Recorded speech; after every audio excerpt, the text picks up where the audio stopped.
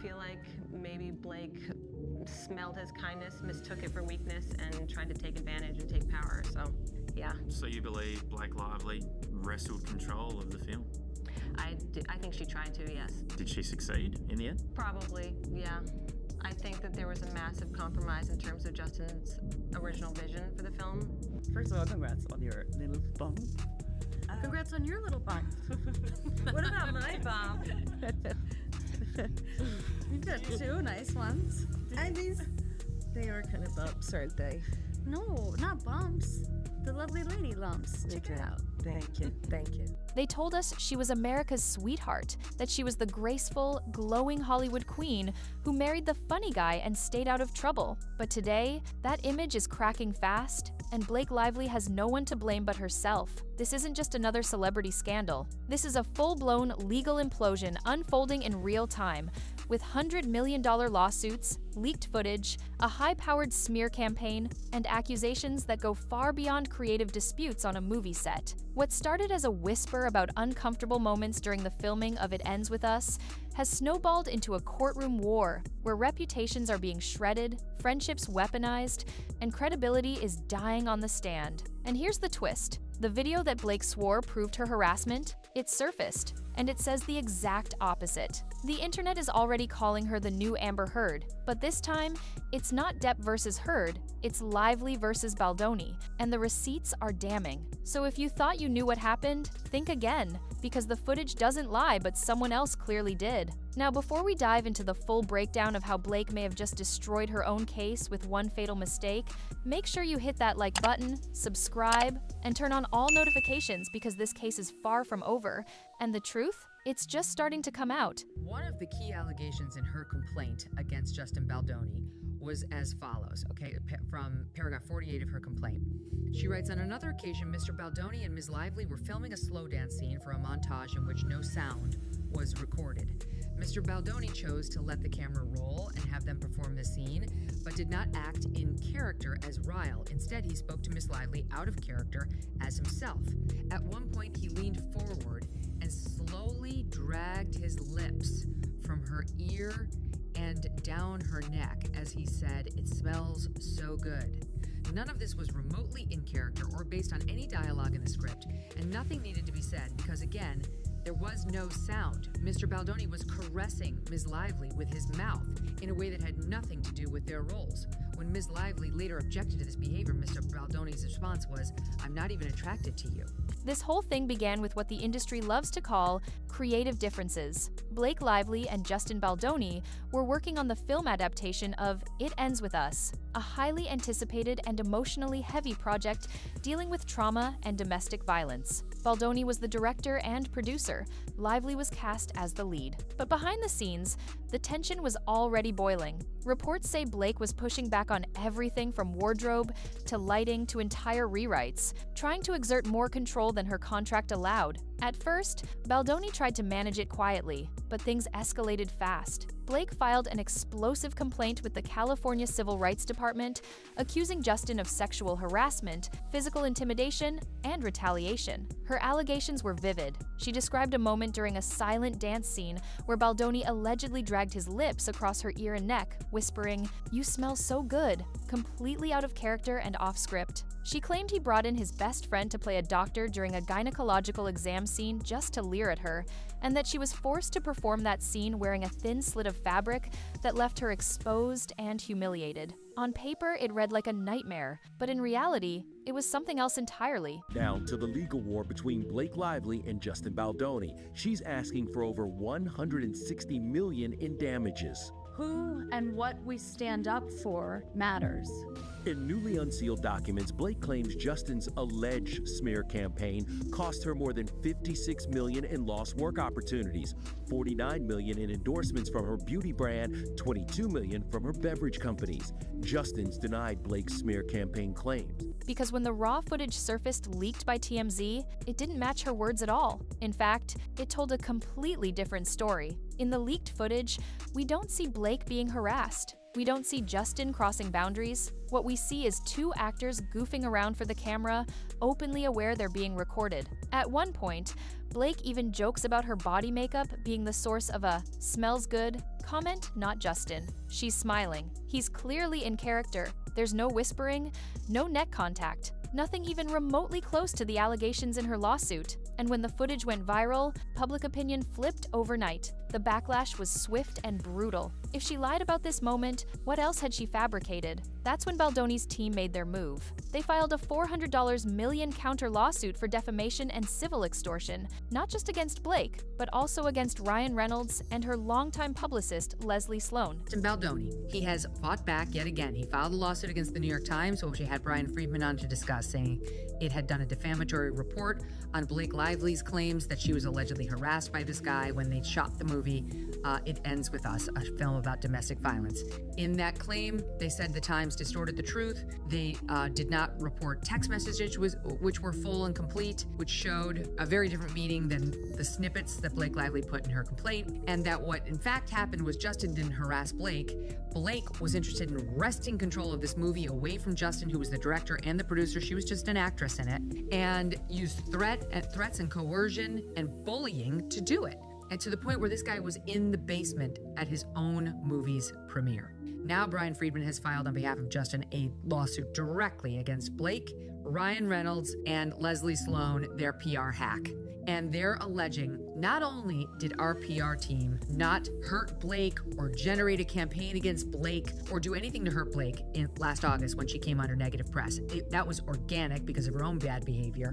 But you guys were the ones out there generating negative press against Justin. You bullies were the ones who were trying to ruin Justin so you could have your way on all the scenes and all the wardrobe and all the control, and you could feel like the producer and the director when you weren't.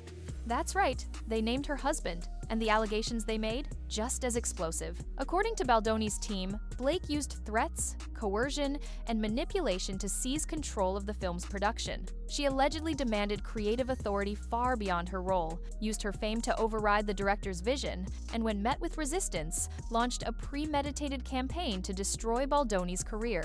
And the person they claimed orchestrated it all? Leslie Sloan, Blake's PR strategist, who allegedly planted stories, framed narratives, and used the press to paint Baldoni as the villain. In other words, they accused Blake of doing exactly what she claimed he did. Now, things got even messier when the judge dismissed Baldoni's $400 million countersuit. Blake strutted into the Tribeca Festival like she'd just walked out of a courtroom win, posting victory statements, smiling for cameras, and even citing 19 advocacy groups who backed her right to speak out. The headline screamed, "Vindicated." But here's the fine print most people missed. The case wasn't dismissed because her claims were proven true. It was dismissed on a procedural technicality. You can't sue someone for defamation over what they say in an official civil rights complaint. That's it. Breaking news, a federal judge in New York dismisses Justin Baldoni's lawsuit against Blake Lively now. It Ends With Us director and star filed that $400 million lawsuit against Lively, her husband Ryan Reynolds, and their publicist, alleging extortion and defamation. Lively's attorneys just said in a statement, today's opinion is a total victory and a complete vindication for Blake Lively, along with those that Justin Baldoni and the Wayfarer parties dragged into their retaliatory lawsuit, including Ryan Reynolds. Blake's red carpet moment at a Tribeca Festival dinner felt like a full-on victory lap. As a source today tells ET, she's feeling relieved, and husband Ryan is proud she stood her ground. It doesn't mean her story is true. It just means there's legal protection around her statements. But Blake didn't tell people that. Instead, she used the dismissal to push a narrative of total victory, which made her look dangerously arrogant and deeply hypocritical. Why? Because one of her central accusations against Baldoni was that he ran a smear campaign using crisis PR. She claimed that by hiring a crisis PR team, he proved he was guilty and trying to hide something. Fast forward a few months, and who does Blake hire? Sigrid McCauley, one of the most powerful attorneys in America, best known for representing Epstein's victims. But not to represent her in court to run her crisis PR, she literally hired a smear campaign defense expert while accusing someone else of doing the exact same thing. And suddenly, her whole argument started to collapse. But But it gets worse, because one of the most damaging claims in Blake's lawsuit involved the now infamous birth scene. She said she was forced to perform it with nothing but a slit covering her private area, and that Baldoni's best friend, who played the doctor, lingered below the frame to stare at her inappropriately. Lively's euphoria is a little premature, and I guess I should tell you what she's saying. She's thrilled. You won't be surprised to hear. She's absolutely thrilled. I'm going to show you a video as she arrived Monday night at the Tribeca Festival. It's the artist's dinner. This is Monday. Here she is. Let's watch it. She's all smiles. She's clearly in a great mood. I mean, she's acting like she won the case in chief against him. She didn't. And nor did the judge find that Justin's allegations are untrue. The judge just said basically you can't sue her for allegations she makes in a complaint she filed with the Civil Rights Department.